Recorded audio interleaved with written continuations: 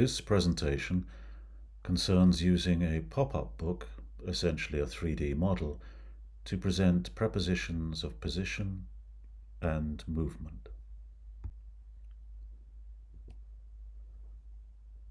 This was a small-scale piece of action research, but a research question developed was as follows. Are three-dimensional visual models better for presenting prepositions of position and movement than language descriptions? This takes its cue from the idea, summarized here by Colin Ware, that the strength of written and spoken language, verbal logic, is for particular forms of abstract reasoning. On the other hand, visual logic, presenting concepts in pictures, diagrams, and other visual formats, is better for pattern finding in structure and for spatial relationships. From this point of view, then, presenting prepositions of position and movement might be better expressed in some visual format.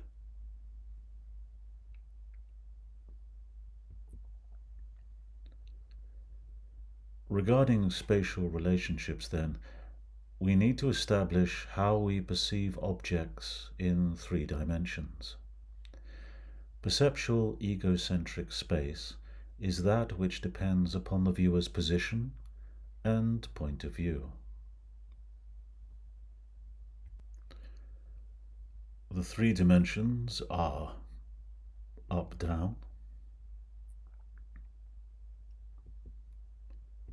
sideways,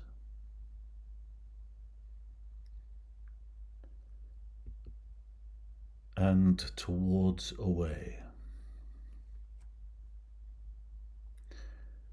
We get a lot more information from the first 2 dimensions, and the towards away information is less because we cannot see through objects. In fact, we don't see in 3D, but in 2.5D, and in fact, much less than 2.5D.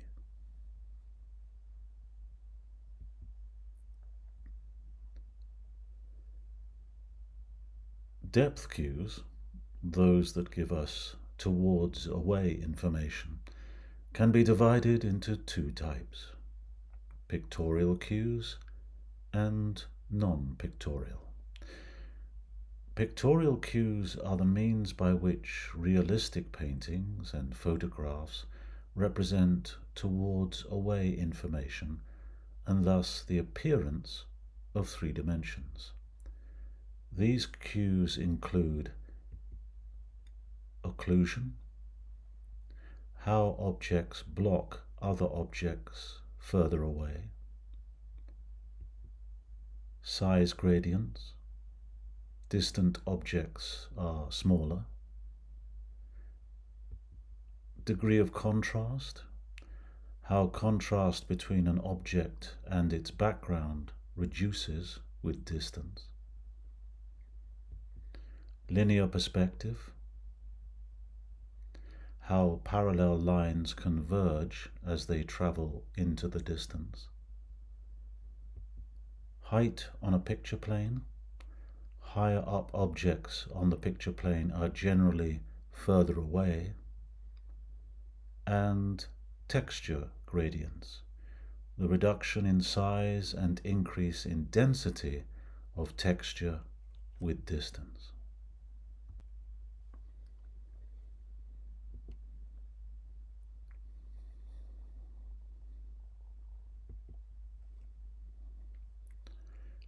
Some depth cues, however, cannot be captured in a static image. First, there is stereoscopic depth perception. Our 2 front-facing eyes are utilized by specialized areas of the brain to detect small differences between the information coming from those 2 eyes. Stereoscopic vision works best when judging the relative distances of nearby objects, such as when we thread a needle. Perhaps a more useful depth cue, though, is structure from motion. The brain can interpret from changes in pattern information about depth. This can be supplied when either the object moves or the viewing subject moves.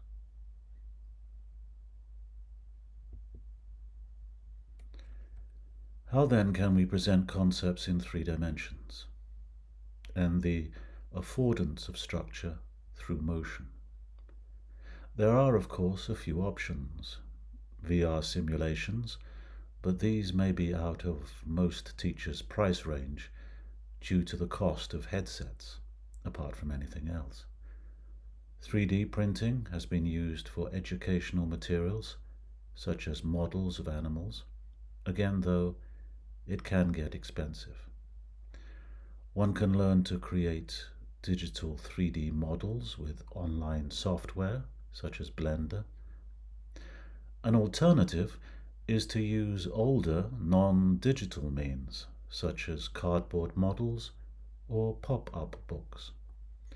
Pop-up books, often associated with childhood, but often used originally for presenting educational concepts, have the advantage over cardboard models because of their mobility. You can close up the book and take it anywhere, which, with larger cardboard or wooden models, you cannot. For this piece of research, then, I created a pop-up book.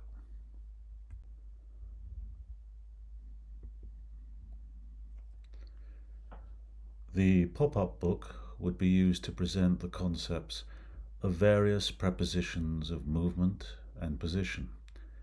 In particular, how certain prepositions are sometimes interchangeable in use. In other contexts, they are not. For example, we might say both the sun was above the mountain or the sun was over the mountain, where we mean at a higher level.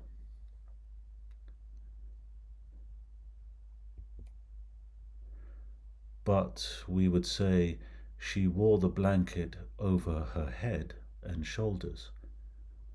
We would not use above in that context.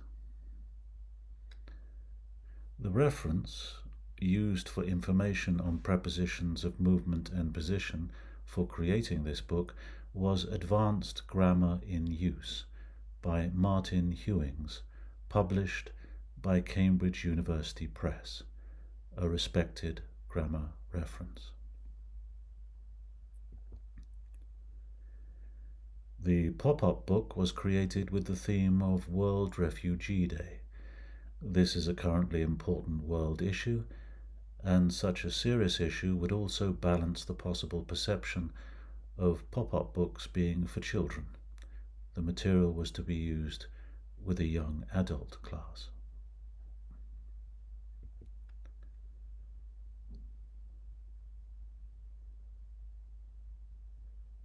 The pages of the pop-up book show the stages and dangers many refugees face when travelling from a home country to a third country to seek asylum.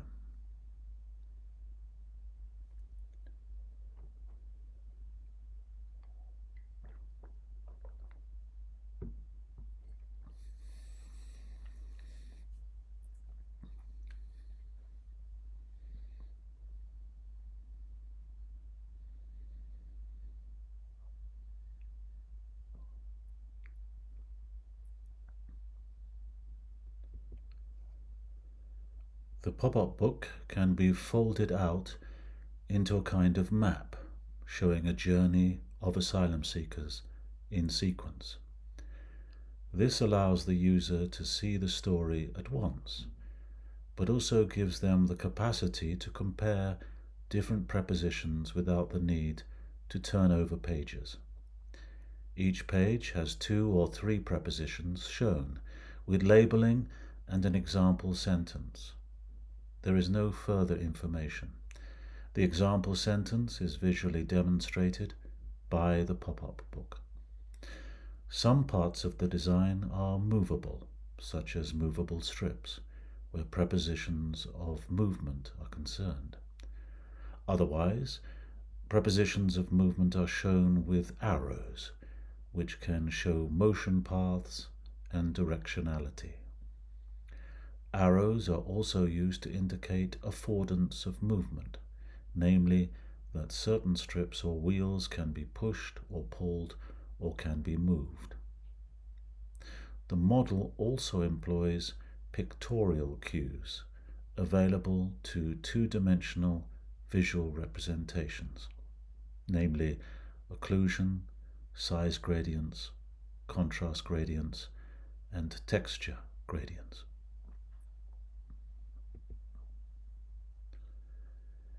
In combination with the pop-up book, the participants in the experimental group, the visual presentation group, were given a task. 12 sentences in which they put a line through prepositions which were not appropriate. To be recorded as correct for a particular sentence, the participant had to identify all correct prepositions in that sentence.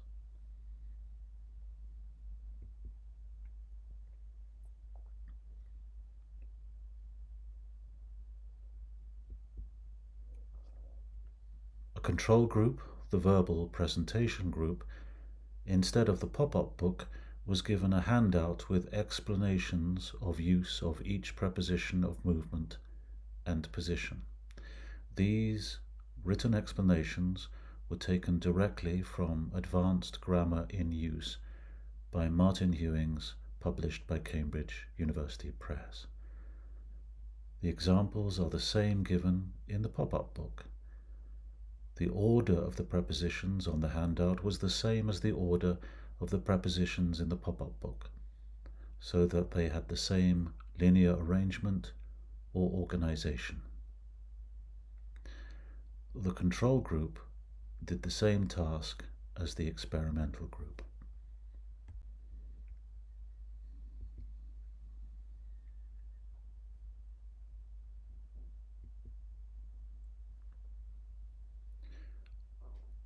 The makeup of the two groups was as follows.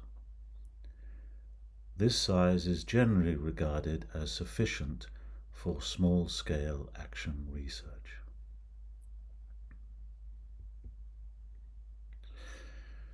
The results showed overall that the visual presentation had a small advantage over verbal presentations or explanations. The experimental group got 55% correct answers, and the control group 41% correct answers.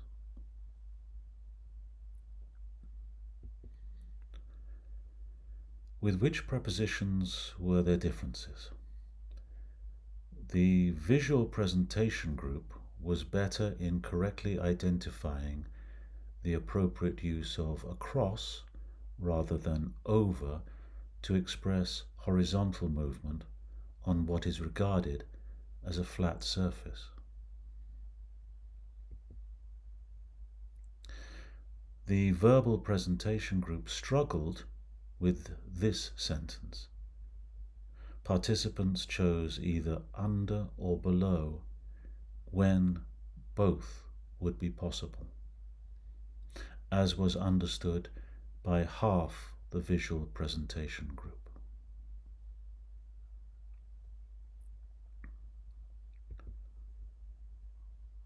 Here, both along, if one regards a tunnel as a line or pathway, and through, if one sees it as a three-dimensional space, would seem appropriate. Slightly more participants in the experimental visual presentation group recognize this.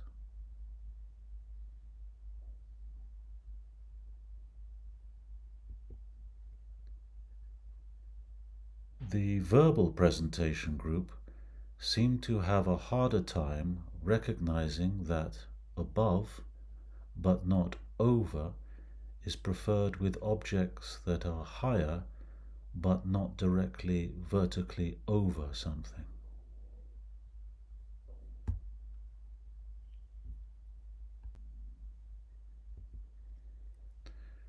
With some prepositions, there was no difference, and both groups performed poorly. A notable example is over, which, according to advanced grammar in use, is preferred to across when referring to horizontal movement higher than something else, such as a bird flying horizontally with the surface of the lake below it.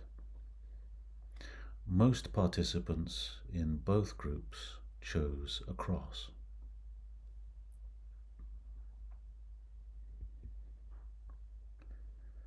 Earlier, I showed that half the participants in the experimental visual presentation group understood that we can walk both through and along a tunnel.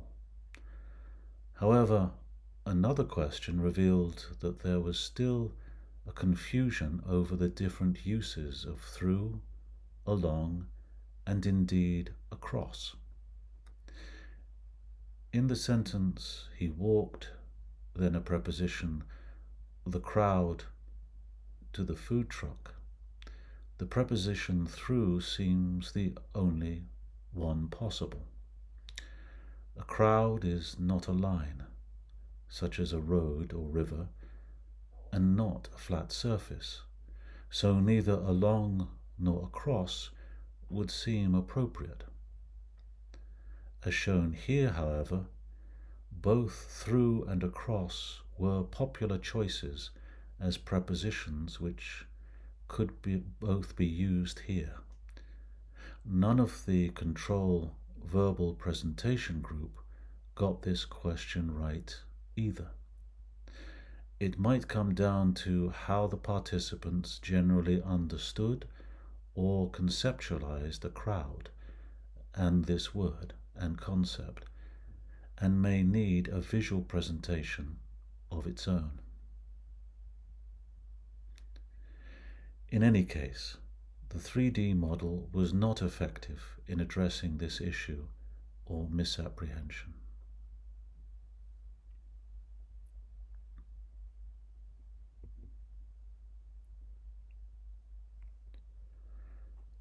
Overall, a visual presentation of prepositions, of movement and position was more effective than verbal explanations.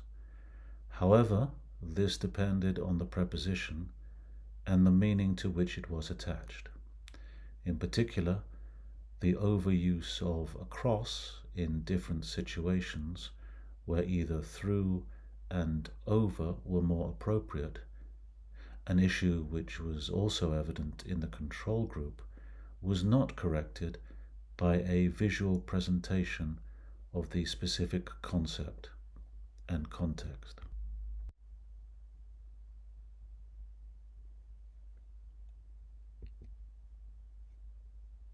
In summary, what are the benefits of 3D representations in education? Possibilities, as demonstrated by this set of materials, are as follows. As in this piece of research using a pop-up book, visualization. 3D models provide a visual representation of concepts. They allow individuals to see the object or concept from multiple angles, aiding in better understanding. They can employ both pictorial and non-pictorial modes of representation. Tactile learning. Interacting with 3D models can enhance the learning experience, being able to manipulate objects, in this case moving objects to show prepositions of movement, provides a more immersive and engaging way to grasp concepts. Depth and detail. 3D models can incorporate details and layers that might not be as apparent in 2D representations, which goes back to non-pictorial cues such as structure through motion. This depth allows for a more comprehensive exploration of the concept or object.